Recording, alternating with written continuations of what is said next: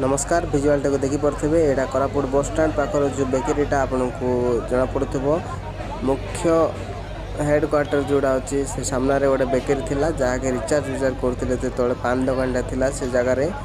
गोटे छातघर बिल्डिंगटा तो साइड्रे थिला से भुसुड़ी पड़ी 4 जन फसिक अच्छा बोलिकी यहाँ लिखा अच्छी। तो ये वीडियोटा को बहुत मात्रा शेयर करूँ समस्त प्रेयर करूँ से 4 जन बचिकी थे। यहाँ कोरापुट से जगार देखूँ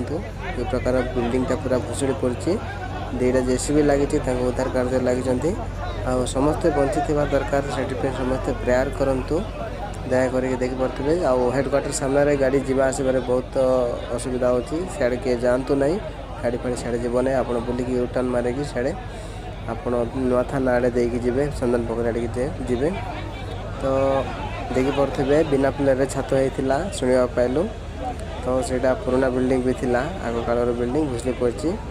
बेकरी पूरा जाइए बेकरी जिते जन थे 6 जन कहते 4 जन फसिक अच्छा 2 जन बाहर कर वीडियोटा बहुत मात्रा शेयर कर धन्यवाद।